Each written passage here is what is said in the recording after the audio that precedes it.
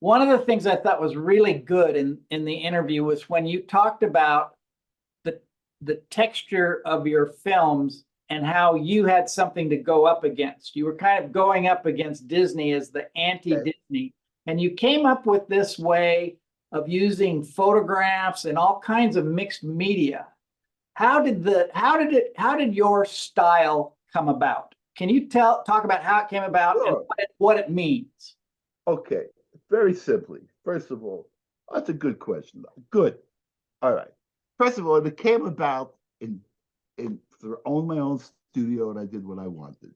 Even when I worked for Krantz, I did what I wanted. He never told me what to do, or I'd walk out. So, uh, okay, it came in increments. It did not come all at once. It came in what I'm trying to say to an artist is you keep moving forward.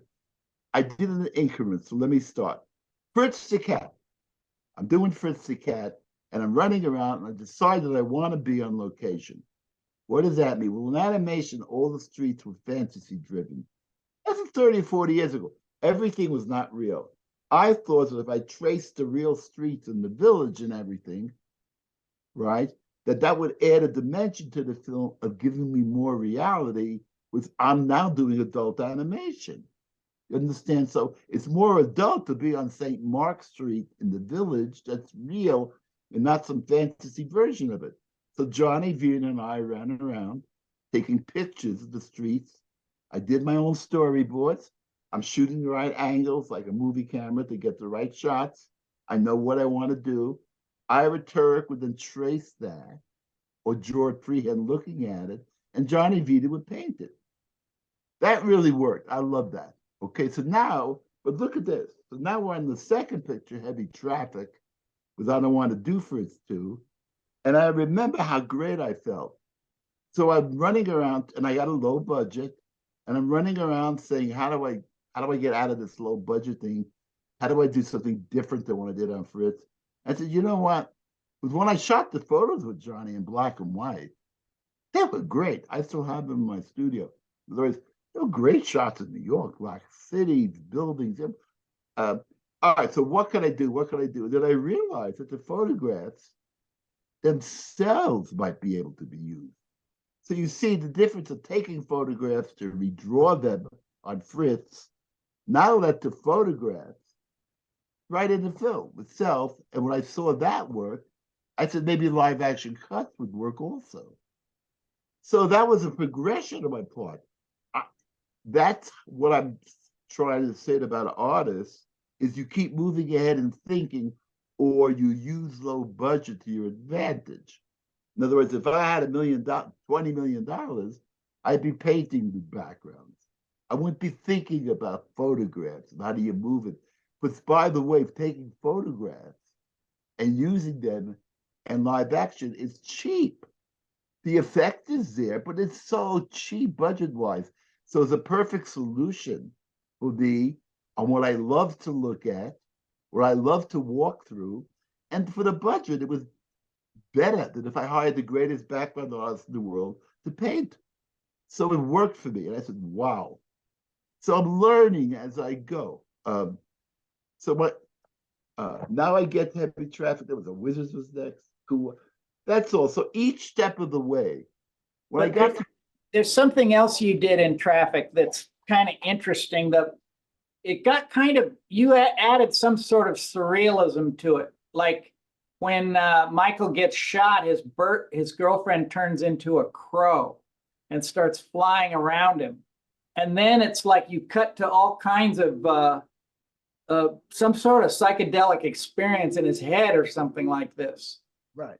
Um, that's not seen in animation before. Well, that's me writing. I mean, don't forget, I wrote traffic. Having my own studio. That's what I'm trying to say.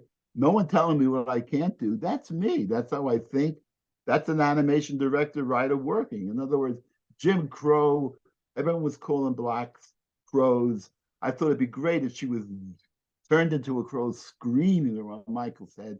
Because after all, she was in the position for Michael to kill somebody, so she's now in a position to watch him die from a guy who. So I'm saying those are all how I think as a writer. I mean, I can't explain it to you more clearly, the surrealism is emotional. In other words, I work emotionally. What was in Michael's head when he got shot was all the problems he had with his mother, his father, his mother trying to cut his father's penis off, excuse me. Something that, all of that was what's going on in Michael's head and why he is dying. He's going through his whole life that way. I mean, that's just right for the movie. In other words, and then of course it ends. He really didn't die. He was on the pinball machine, so bing, I got out of it. But that's, and short, in the slow motion bullet, no one did that slow motion bullet before I did it. I love that. Okay, that's me directing. I don't want to love it or hate it, but what I'm saying is that's me directing. Of course, that's not quality. No, well, it's a different kind of. No, that's not, according to the animation pundits at the time, who are still around today. Some of them, they must be shocked that I'm back again, yelling at them. I love it. They said that wasn't quality, huh? Heavy Traffic, Coonskin, American Pop, Cool World are still playing 40 years after, 40, 50 years after I made them, or all these quality films that these guys were shoving in my face and still are gone. They're gone with the wind. My films, and I'm playing worldwide. You'll find out on YouTube. In other words, Great.